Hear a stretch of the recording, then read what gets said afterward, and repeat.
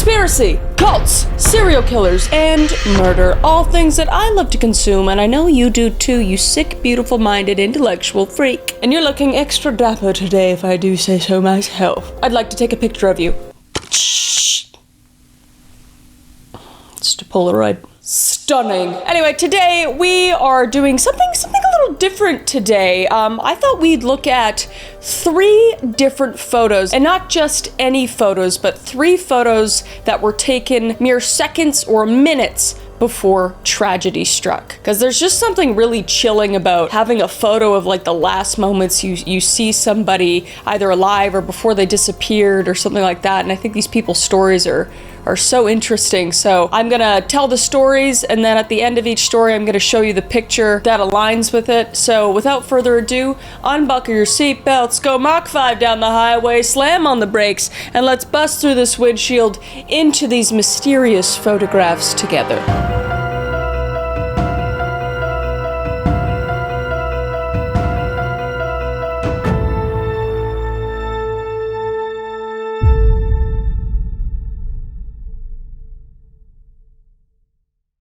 Hey guys, it's me, Chris, and I'm super excited to announce that there is a new flavor of SourBoys.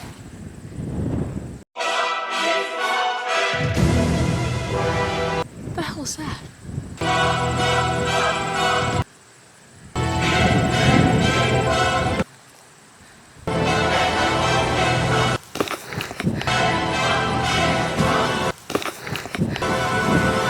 No!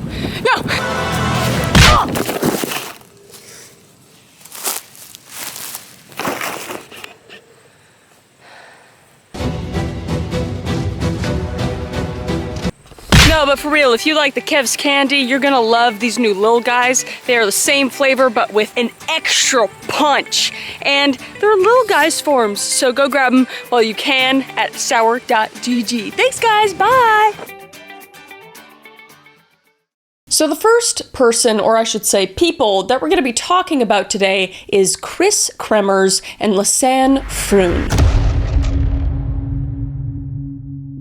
So Chris Kremers, 21, and Lan FR, who was 22, who were 2 vibrant young women from Amersfoort, Netherlands. Both women had recently completed their studies, and Kremers had just finished her degree in cultural social education with a specialization in art education, while FR had graduated with a degree in applied psychology. And Kremers was described as an outgoing, creative, and very responsible person, while FR was optimistic, intelligent, and passionate about volleyball. And the 2 friends had spent months planning a trip to Panama, which would be both a vacation and a service project. They were very excited to explore a new country and experience different cultures, and volunteer by teaching local children and learning Spanish. So literally like the best human beings ever. And their trip was meant to serve as a celebration of their recent graduation and as a meaningful way to give back to communities that they visited. So Chris and Lan arrived in Panama on March 15th, 2014, after months of preparation, like I said. So they spent the first 2 weeks traveling around the country, visiting various sites and enjoying the local culture, and they would reach the town of Boquete, located in the Chiriquí province, on March 29th. And here they were to stay with a host family and begin their volunteer work at the local school. And a host family is just people that basically let anybody come in from foreign places that usually that are going to school or volunteering in a different place. So they were staying with this specific family. And their plan was to remain in Boquete for about a month. And before they really got into all their volunteering and everything, they really wanted to go on a hike. So on April 1st, 2014, the 2 women set out on a hike along the El Pianista Trail around 11 a.m., which was a very popular scenic path that often offers breathtaking views off the nearby Baru volcano. And they were just intending to explore the very scenic forest and get some photos. And prior to their hike, they had actually written a Facebook post mentioning their plans to tour the local village, and they also had brunch with 2 fellow Dutchmen before as well. And the hike was just intended to be a casual day trip to sightsee, but as hours passed and the women did not return, concerns would begin to mount. So on the evening of April 1st, the same day that they went on the hike, the host's family's dog, which had accompanied Chris and Lisanne on their hike, would return home without Chris and Lisanne. And this was the first sign that something had gone terribly, terribly wrong. So the host family naturally began searching the surrounding area, but were unable to find any trace of the women. And by April 2nd, after the pair missed an appointment with the local tour guide, authorities were notified, and a full-scale search was launched. And the search efforts initially involved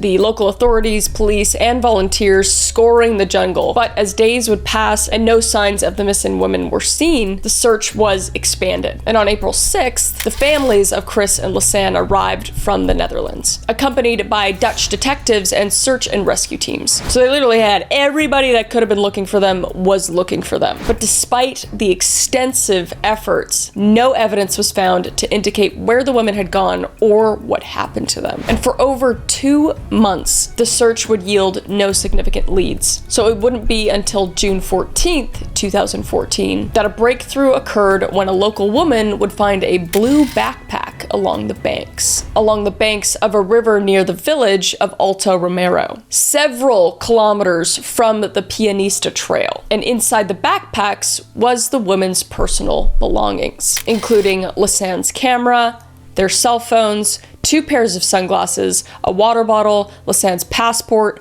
2 bras, and $83 in cash. And the discovery of the backpack was both a relief and a new source of dread, as it just raised more questions than answers at this point. But the contents of the backpack provided investigators with crucial insights into what might have happened during the days after the women had disappeared. Their phones, both Lisanne's Samsung Galaxy and Chris's iPhone 4, revealed that they had tried calling emergency numbers multiple times in the days following their hike. And the first call was made only hours after they first embarked on their hike, on the afternoon of April 1st. But unfortunately, none of the 77 emergency calls made from the phones went through, which 70, that's horrifying. In what situation are you I don't know, it's just nightmare. We'll get into it more, but 77 missed calls, and it was likely due to the poor reception in the remote jungle. Only 1 call would be very briefly connected, but was cut off after only 2 seconds. And the call logs also revealed that Lisanne's phone had been switched off on April 4th, after its battery died, while Chris's phone continued to be used sporadically for about several days. And by April 6th, someone unsuccessfully tried to unlock Chris's phone multiple times. Ooh, I don't like that at all. Indicating that either Chris herself or someone else was trying to access the device, which, why would Chris not be able to unlock her own phone?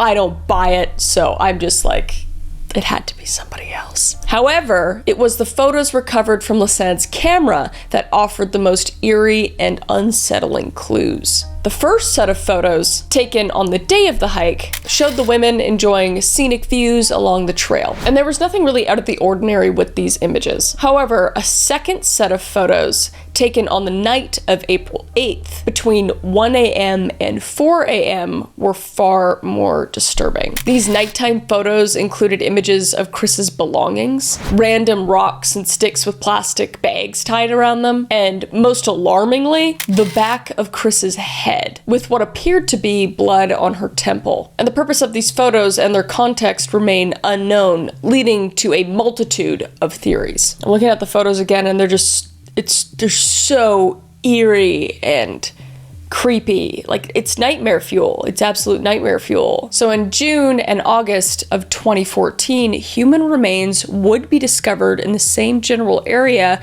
where the backpack had been found. First, Chris's jeans were found folded near a rock near the river. Then a boot containing a foot and a pelvic bone were also discovered, and DNA testing would later confirm that the bones belonged to Lisanne and Chris. And the state of the remains raised further questions. Lisanne's bones specifically showed signs of natural decomposition, while Chris's bones appeared to have been bleached, which, like, who it had to be somebody. Like, if you find a foot, like, it could be a bear, or could be like a prey, an animal or something, But if the bone's bleached, like how's that happening out there? Several theories had emerged over the years to what might explain what happened to Chris and Lisanne. And these theories can be broadly divided into two categories, either accidental or foul play. So the most commonly accepted theory is that Chris and Lisanne became lost in the dense jungle after straying from the El Pianista Trail. And as night fell, the situation would grow dire, and they may have attempted to find their way back, resulting in one or both of them suffering fatal injuries. And the photos of Chris with blood on her head suggest that she may have suffered a fall or another accident where she hit her head. And the nighttime photos could have been taken in a desperate attempt to signal for help or document the situation, which, like, I'd be the last thing I'd be doing is taking photos of shit that happened, I guess. I don't know. And then we have foul play, which of course I'm more leaning towards because I'm just, that's the way I go. So there are many that believe Chris and Lisanne were victims to foul play. The fact that their bones were scattered and were in varying states of decomposition, with some of Chris's bones appearing to be bleached, has led to some speculation that someone tampered with their remains. Additionally, some of the observers had pointed to the nighttime photos as evidence that the women were in a state of distress and trying to document their threatening situation, which is like, I feel more plausible. So one of the theories is that the women encountered some dangerous individuals in the jungle, possibly members of a local gang or even corrupt guides, and were inevitably killed. And this theory is supported by the fact that other murders and disappearances have occurred in the Boquete region, although there hasn't been any really solid evidence to tie these cases of Chris and Lisanne to foul play. It's really just a theory. And another possible theory is that the women were held for ransom for nefarious purposes, but managed to escape in the jungle only to succumb to the elements. And some even speculate that there was a possible cover-up, either by the local authorities or other parties, to conceal the true circumstances of their deaths. Because critics point to alleged investigation errors and inconsistencies in the official reports. And the book, Still Lost in Panama, explores these aspects, presenting new evidence and witness accounts. But the case of Chris and Lisanne are still a mystery, with many questions left unanswered, and I don't know if we're ever gonna figure it out, but those photos are just haunting. I mean, I don't know what to make of them. I mean, I hope they didn't suffer too much, and my thoughts are with family and friends. Hopefully we figure it out one day what actually happened to them. But that brings us to our second story, which is about Brian Wells.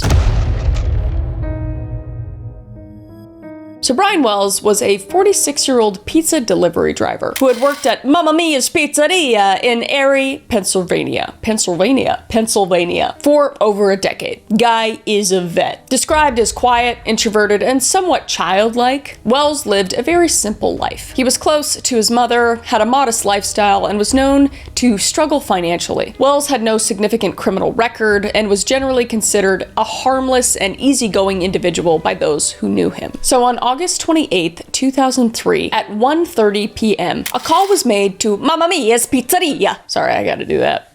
From a payphone at a nearby Shell gas station. The caller ordered 2 pizzas to be delivered to an address at 8631 Peach Street, a remote location near the WSEE TV transmission tower. And this would be the start of an intricate and ultimately fatal plot. And Brian Wells, who had been delivering pizzas for about 10 years now, took the order and set out to deliver these pizzas just like any other day. And when he arrived at the transmission tower, he encountered the conspirators, including, and I will say your names wrong, Marjorie Deal Armstrong, Kenneth Barnes, William Rothstein, and Floyd Stockton. I feel like I probably said most of those right. And while the exact details of what happened at the tower remain unclear, what is known is that Wells was confronted by the group and forcibly fitted with an explosive collar around his neck. And according to law enforcement and later testimony, Floyd Stockton, a convicted rapist and fugitive living with Rothstein, was the one who physically strapped the bomb collar onto Wells. And once Wells realized that the bomb was real, he reportedly started panicking, as you would. And to ensure compliance, Kenneth Barnes fired a gunshot as a warning, terrifying Wells and convincing him that this is his only option to follow the group's orders. explosives. And the device that they attached to Wells was a very sophisticated bomb that consisted of a collar with 4 locks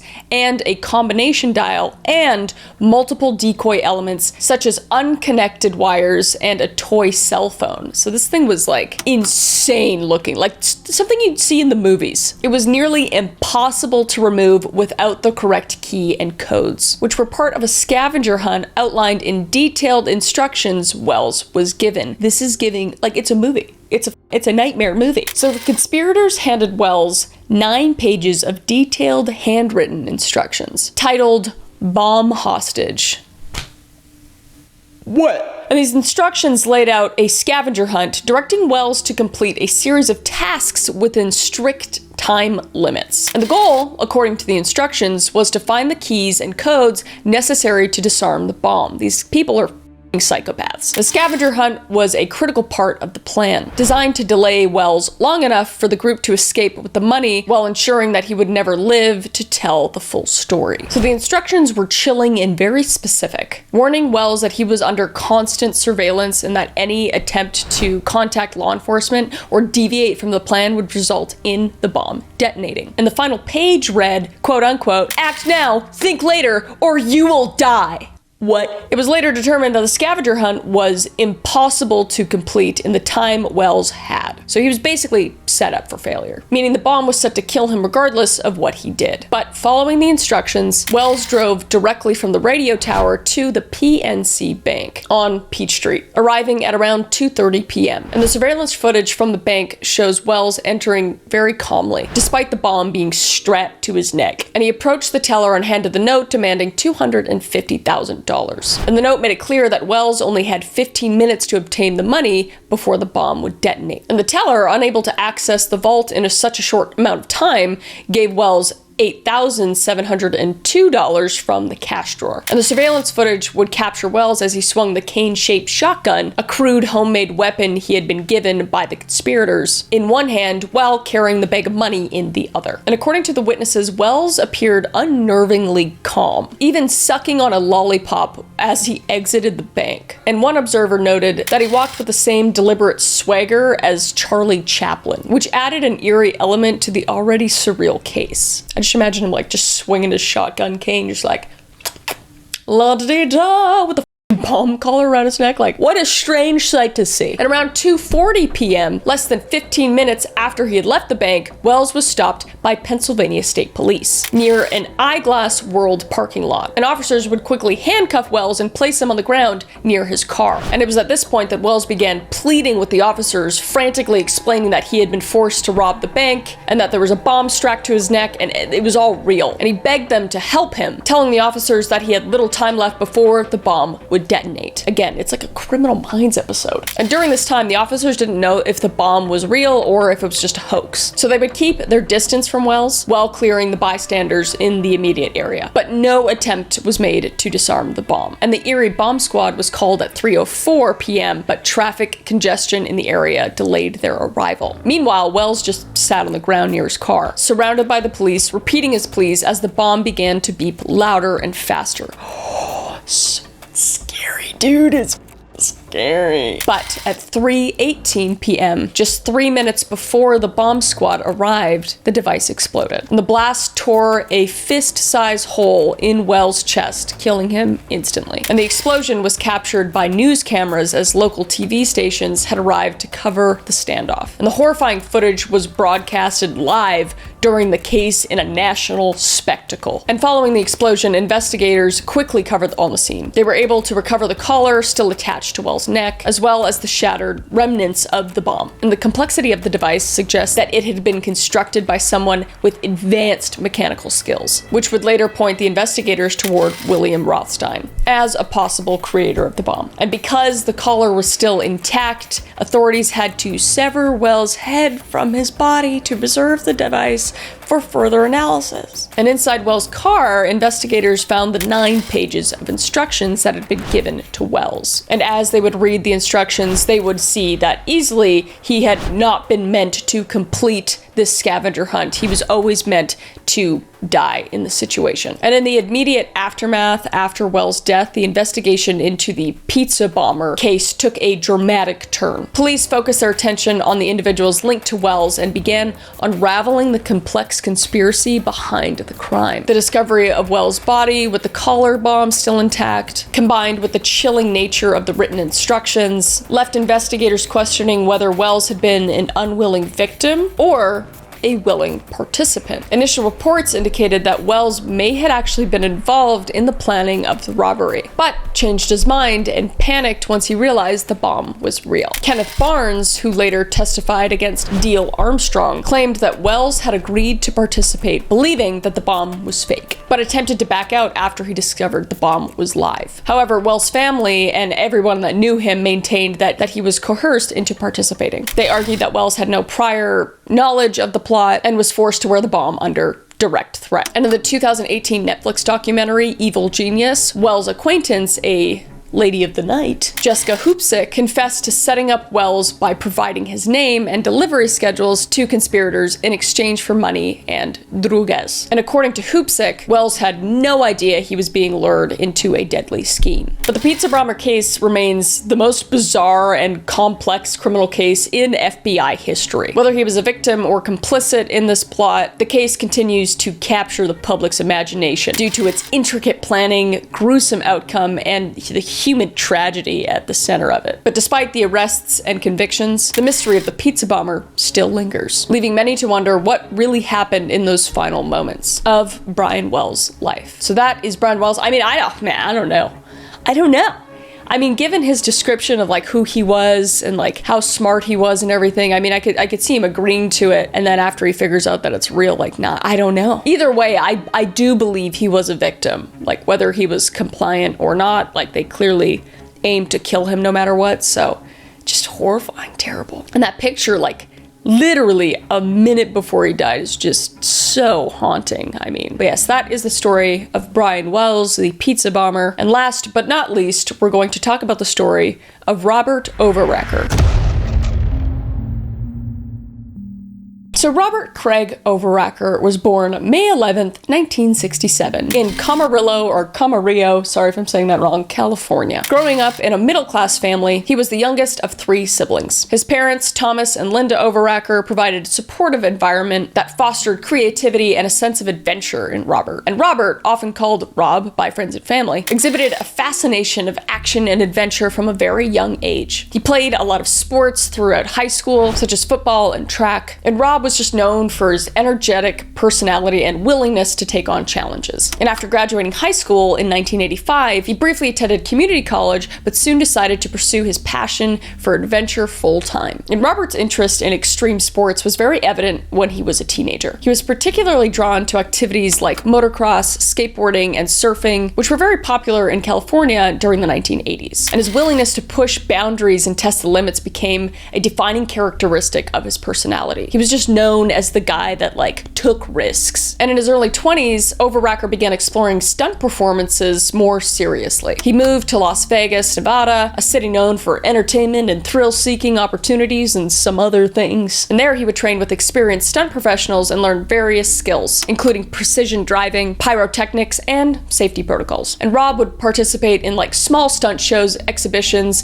gradually building his reputation for more daring performances. And he was particularly interested in stunts involving vehicles, such as car jumps and motorcycle tricks. And he really started to become a well-respected stuntman in the stunt community for his dedication and enthusiasm for the sport. He even worked behind the scenes as a stunt coordinator for film projects, utilizing his knowledge to enhance safety while executing complex stunts. And by 1995, Rob sought to make a significant impact in the stunt performing world. He believed that successfully completing a highly publicized and dangerous stunt could really elevate his career. So the idea of going over Niagara Falls, a feat attempted by few and successfully completed by even fewer, captivated him. Additionally, Rob was motivated by desire to raise awareness about homelessness. Reports suggested that he intended to use the stunt to draw attention to the issue, although specific plans for the fundraising and advocacy were not fully developed yet. But he had really good intentions behind the stunt. And Overraer would meticulously plan this stunt over months because, again, he was a professional. He knew what he was doing. He designed a custom jet ski equipped with rocket propulsion system intended to propel him over the falls. He also carried a parachute that was going to deploy when he went airborne, allowing him to descend safely into the river below. And Rob would conduct test runs on smaller waterfalls and practice deploying the parachute as well under various conditions. And despite inherent dangers, he was confident in his equipment and his abilities. So Niagara Falls is located on the border of United States and Canada. Shout out to Canada. And it is renowned for its powerful and breathtaking waterfalls. The Horseshoe Falls, where Rob attempted his stunt, has a height of approximately 167 feet, otherwise